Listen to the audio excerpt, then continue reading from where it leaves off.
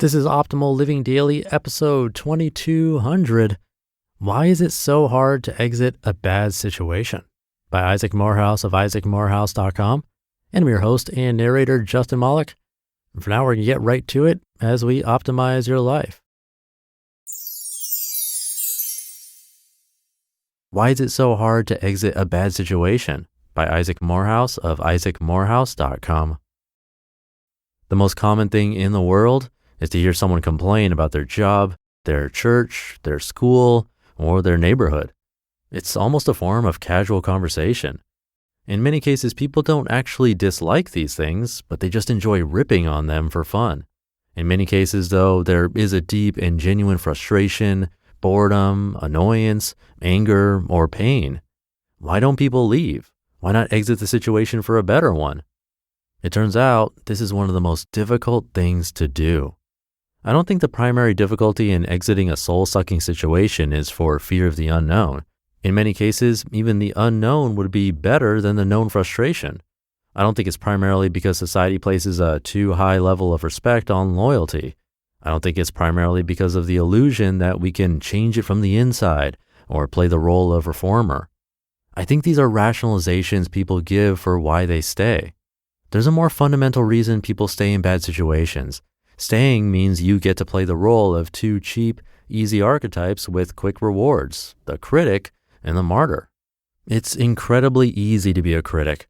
Hardly any effort is required to sit at the back of the room, arms crossed, and look indifferent while making an occasional sarcastic comment to the person next to you. Critics get friends.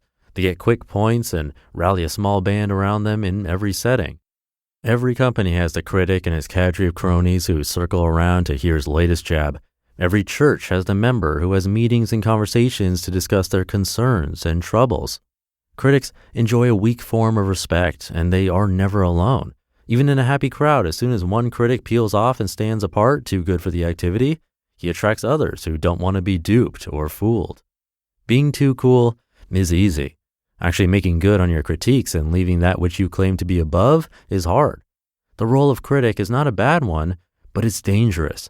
It's dangerous because it's so easy, the way caffeine is easier than getting more sleep. Both have valuable and enjoyable uses in the short run or in certain situations as a kind of jolt into reality. But in both cases, the long-run effect is incredibly deleterious to your health. If you only ever play the role of the critic, you lose the capacity to exit or create. You are no longer the one in control of your life. You are a victim of and a slave to that which you critique. You need it because without it, you have nothing. It's a little harder to be a martyr, but not much. To play the martyr is to stay in a painful situation, which may sound hard, but is much easier than doing things you love. Unpleasant things naturally find their way to you upon waking in the morning. Most disciplines are unpleasant at the outset. Most jobs are. Most new people are a lot of work to befriend at first. The easy route is to give just enough of an effort to stay in a situation, but never fully engage and never simply exit. Complaining about your boss or professor and how mind-numbing your day was is an easy way to get the attention of others. If the critic gets cheap popularity, the martyr gets cheap sympathy. Everyone feels bad for the sufferer. When you feed off of that sympathy and choose it over the much more challenging work of finding situations that don't make you suffer, you seek the same caffeine-like quick fix as the critic and with equal danger. I'll use an example I'm very familiar with. I've met many young people who hate college. They're bored, the classes are useless, the tuition is costly, the experience as a whole makes them feel dull and depressed, if not openly angry. Calculated as a purely economic decision, it makes no sense for them to stay. 4 years, tens of thousands of dollars, and a very weak network and set of skills and knowledge gained at the end. They can think of myriad ways to get more with less, but that's not the only cost. To exit means to quit playing the role of critic and martyr. Those come with a lot of easy points. Worse still, once you exit, you forgo the chance to play those roles again. When you complain about your job or rip on your boss, you won't get laughs or sympathy, you'll get condemnation. Well, it's your own fault. I told you not to drop out of school. It's the same with churches, cities, and any other situation you can exit. Exit means giving up the cheap benefits of the critic and the martyr and adding the cost of social approbation. It's easy to see why so many people stay in crappy situations they clearly hate. It's easier. No one gets mad at you for staying. You get cheap popularity and or sympathy. You are not accountable for your feelings. It's always the fault of the bad situation you're in. This is one of the most tragic traps a human can trip. The power of exit is at the core of human freedom. It is the first step on the road to genuine fulfillment and self-actualization. Once you embrace it, and the only way to embrace it is to exercise it, you begin to find, paradoxically, that it needn't be used as often as you thought. Sometimes just knowing that you are in a situation by choice and could leave at any time is enough to reorient your outlook to a more productive, positive one. If you want to live a great life, you have to create it. Creating is learned. It's not free. To become a creator, you have to first let go of the critic and the martyr. Yes, critique can be the eye-opener that leads to exit and creativity. Yes, martyrdom can bring the pain that leads to the same.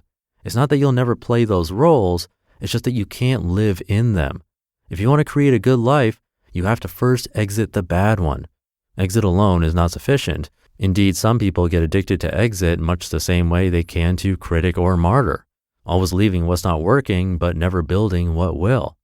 Still, exit is indispensable and far more powerful than attempts at reforming bad situations.